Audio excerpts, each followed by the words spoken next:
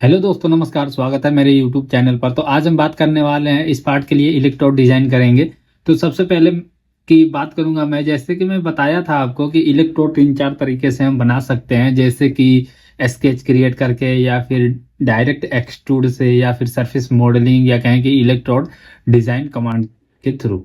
तो home tab में मिल जाता है इलेक्ट्रोड डिजाइन। तो आज हम बनाने वाले हैं स्केच क्रिएट करके। तो चलिए शुरू करते हैं। हम एक इलेक्ट्रोड बनाएंगे। सिंपल तरीका बताऊंगा, बिल्कुल ही आसान आपको, ताकि आप कभी इलेक्ट्रोड डिजाइन करो तो कोई मतलब कि झिझक ना हो। तो चलिए आज हम स्केच के थ्रू बनाएंगे। तो हम सबसे पहले एक यहाँ से स्केच लेंगे और इस पे फेस को सिलेक्ट करेंगे और यहाँ से कर देंगे ओके।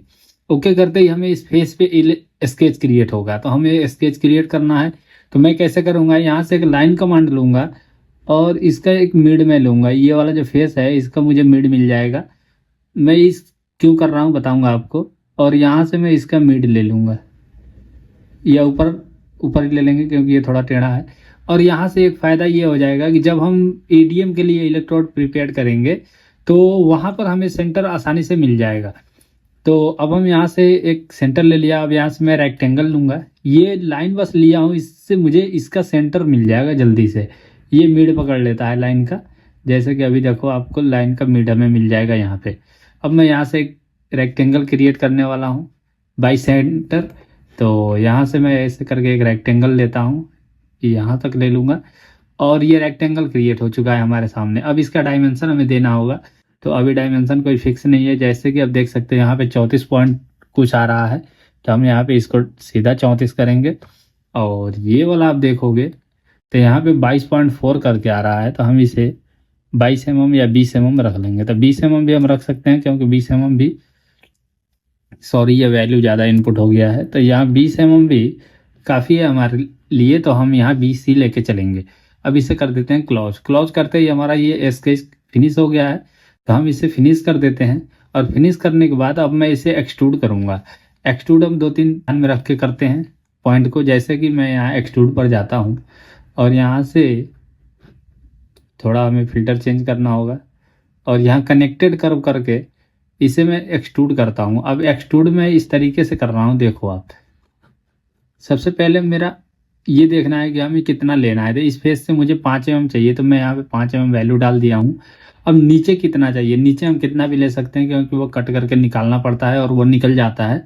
तो मैं नीचे लूँगा इसके हाई पॉइंट तक, जो मतलब सबसे डेप्थ होगा। तो यहाँ से मैं जाऊँगा ऊपर वाले वैल्यू में और अनटिल एक्सटेंडेड करूँगा। और मैं देखूँगा कि इस प्रोफाइल में सबसे निचला वैल्यू का वो पोर्शन कौन सा है।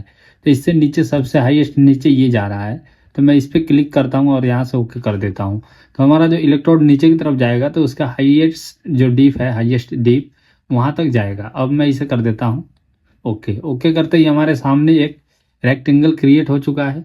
अब मैं इस रेक्टेंगल को क्या करने वाला हूँ, इसमें से सब्सट्रैक्ट करूँगा। तो यहाँ पे ध्यान देने वाली बातें ये होती है कि जैसे आप इसको सब्सट्रैक्ट करोगे, जैसे यहाँ से हमने सब्सट्रैक्ट कमांड लिया है। और सब्सट्रैक्ट करने के लिए क्या कह रहा है, ये टारगेट पहले कह रहा है। टारगेट कौन सा है, तो सेलेक्ट करो उस बॉडी को जिसको हमें काटना है। तो ये वाले बॉडी को काटना है। अब ये कह रहा है टूल, यानी किससे काटना है। तो सिलेक्ट बॉडी, उस बॉडी को सिलेक्ट करो जिससे इसे काटना है। तो हमें अभी फिलहाल तो इसी से काटना है, क्योंकि यहाँ पे इसे थोड़ा सा यहाँ से, सॉरी, ये जैसे कि मान लो यहाँ पे हमारा ये सारी चीज़ें जो बनी हुई है, तो हम ये इस वाले पोर्शन में बनाना चाहते हैं। तो इसी से तो काटना है। तो इसलिए हमने इसको लास्ट में सिलेक्ट किया है जहाँ हमें इससे काटना है।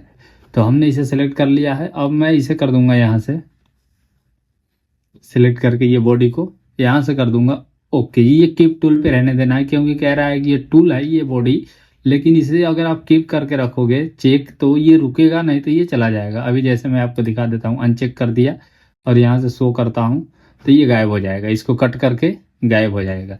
लेकिन अगर मैं इसे कीप टूल रखूँगा तो ये अप्लाई करूँगा तो ये कट करके इसे रहने देगा।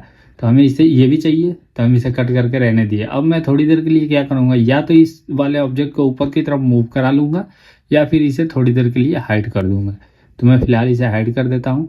अब हमें ये देखना होता है कि इसमें से कौन से पोर्शन जो है वो अनवांटेड है, यानी हमें उसकी ज़रूरत नहीं है।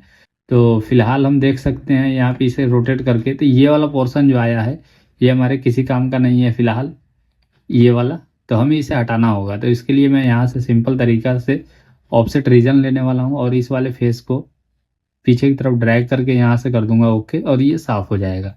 और फिर हमें आगे बढ़ते हुए चलना है और इसमें देखना है रिप्लेस फेस। रिप्लेस फेस से क्या है, ये इजेक्टर के जो होल्स के लिए आ रहे हैं, तो हमें ये चाहिए नहीं है अभी। तो हम इसको क्या करेंगे, यहाँ से फेस को सिलेक्ट करेंगे, ये और ये वाला। अब देखेंगे कि रिप्लेस करना है किसके साथ, तो ये वाले फेस के साथ, और कर देते हैं अप्लाई। सिंपल तरीका था और ये रिप्लेस हो गया।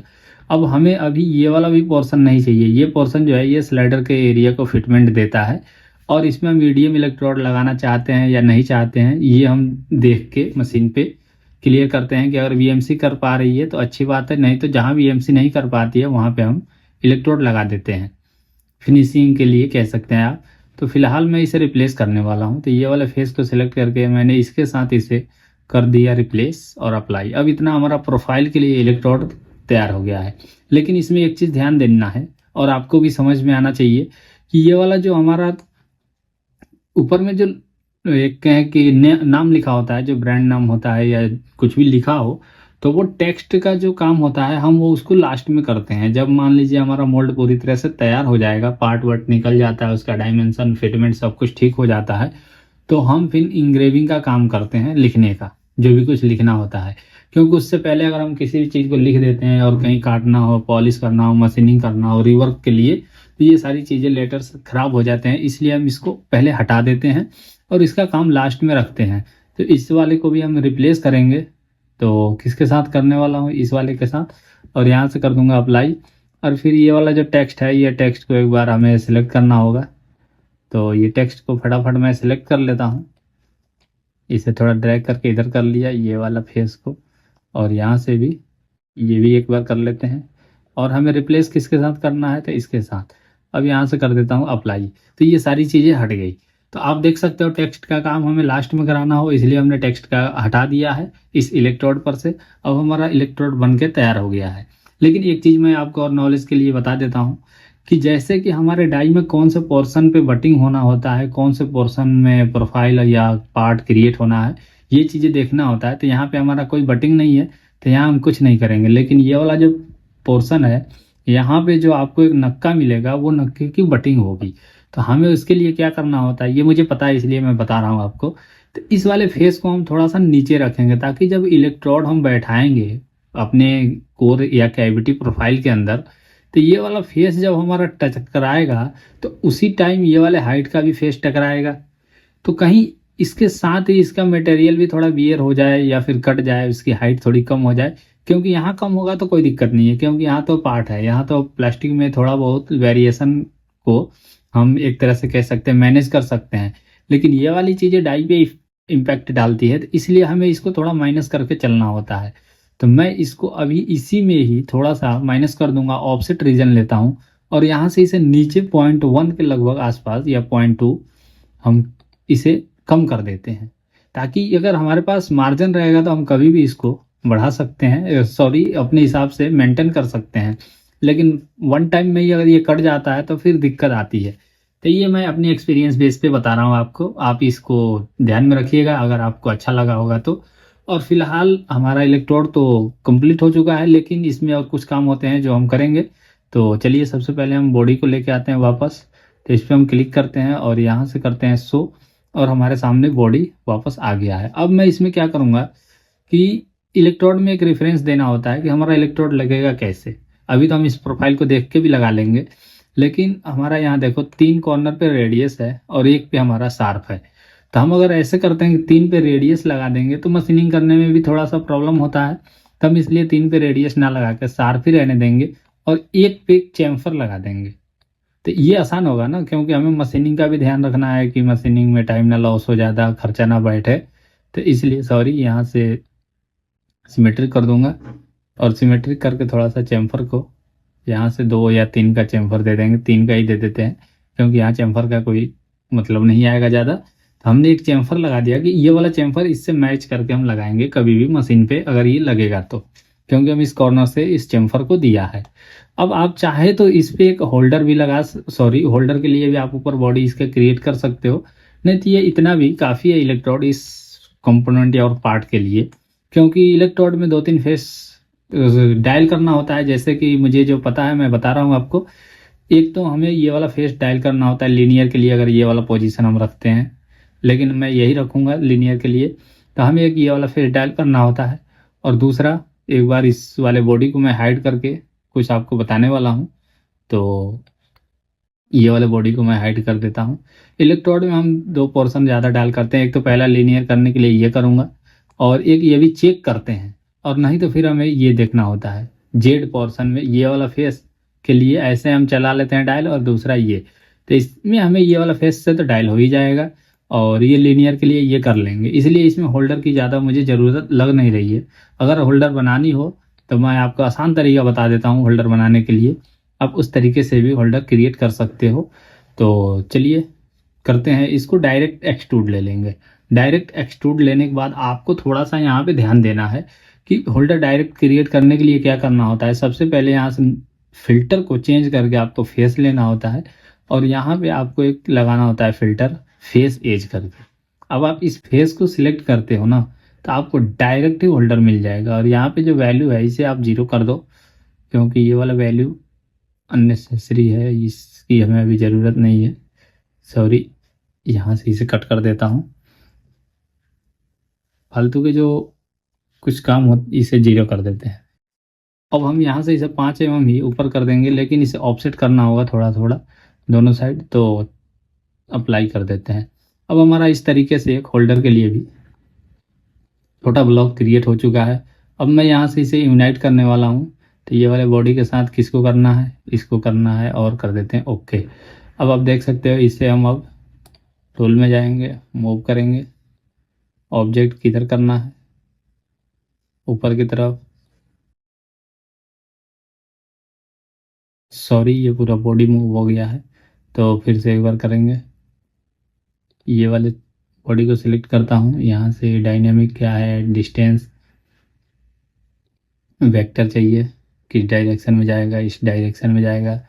अब कितना जाएगा ये देखना है। तो ये वाले फेस से हम उठा के इसे यहाँ रख देते हैं। अब इस ये पूरा बॉडी क्यों मूव हो रहा है, अब हमें ये देखना होगा एक बार। ओ सॉरी, ये अभी ऑब्जेक्ट को सिलेक्ट कर रखा था।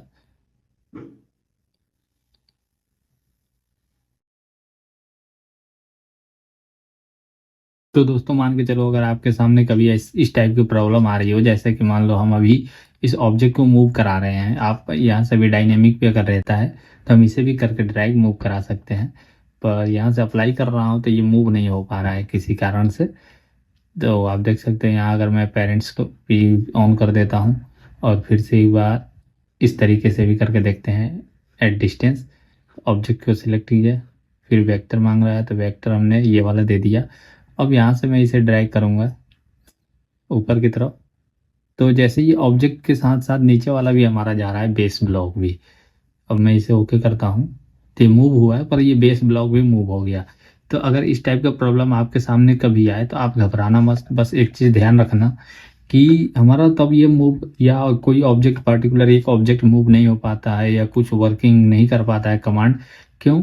क्योंकि हमारा जो फाइल होता है ना, वो गलत, मतलब एक तरह से कहें दूसरी जगह से खुला होता है। गलत नहीं कह सकता, पर वो दूसरी जगह से खुला होता है। जैसे कि मान के चलो, मैं इसे अब थोड़ी देर के लिए यहाँ पे मैं सेव करता हूँ पैरासॉलिड में। सॉरी, इसे सेलेक्ट करना है और यहाँ से ओके करके मैं किसी नाम से सेव कर देता हूँ, जैसे कि 1 कर देता हूँ। अब ये सेव कर दिया। अब मैं यहाँ से एक न्यू पेज लेता हूँ, और न्यू पेज लेने के बाद यहाँ से जैसे कि मैं देखो अभी जाऊँगा फाइल में जाने के बाद इंपोर्ट से पैरासॉलिड से वही वाला डाटा हम रिसीव उठाएंगे जो कि 1 करके मैंने सेव कर रखा था। तो हमारे सामने वो सेम डाटा खुल गया है। अब मैं इसे कर देता हूँ ओके। अब सेम मूव कमांड हम इस पर अप्लाई करने वाले हैं। तो जैसे कि टूल में ये है हमारा मूव ऑब्जेक्ट। अब ये वाले ऑब्जेक्ट को हमने सेलेक्ट किया, और अभी ये डिस्टेंस पर ही है। डायनेमिक पर भी हम कर सकते हैं इसे। डायनेमिक पर अगर हमारा रहता है तो 1 मिनट रुक जाइए, इसे ड्रैग कर देता हूँ थोड़ा सा इधर, और यहाँ से कर देता हूँ इसे डायनेमिक पर। अब मैं यहाँ से इसे ड्रैग करूँगा, तो ये जब मूव होगा तो ये सिंगल बस मूव होगा। और उस टाइम क्या हो रहा था, हमारा पूरा ऑब्जेक्ट मूव हो रहा था। तो जो हमारा फाइल खुला होता है ना, वो देखो कभी कभी करके ओपन करके हम खोल देते हैं और कभी कभी हम इंपोर्ट करके खोलते हैं। तो अगर हमें कोई काम करना हो, कोई एक्टिविटीज करना हो, तो हम ज़्यादातर कोशिश करें कि हम इंपोर्ट करके ही फाइल को खोलें, ताकि हमारा उसमें किसी भी प्रकार का फिर कोई कमांड के लेके कोई इशू ना हो। तो इस चीज़ का ध्यान रखना। तो अभी हम इसको मूव करा रहे हैं। मूव कराने के लिए हम यहाँ से एट डिस्टेंस वाला ही ले लेंगे, सॉरी डिस्टेंस का, और यहाँ से सिलेक्ट करते हैं एक बार ऑब्जेक्ट को। फिर यहाँ से वेक्टर चाहिए हमें, वेक्टर ये ले लिया और यहाँ से इसे कर देता हूँ ड्रैग और ओके। तो हमने ये देखो ये यहाँ मूव करा दिया है। अभी ये हमारा इलेक्ट्रोड बन के रेडी हो चुका है। हम इसको लगा सकते हैं मशीन पे डायमेंशन दे के। तो आगे का कुछ काम है जो कि हम इसका एक 2D भी बनाना होगा हमें मशीन पे इसको लगाने के लिए या चलवाने के लिए। तो हम अगले वीडियो में बात करने वाले हैं। तब तक के लिए नमस्कार, जय हिंद।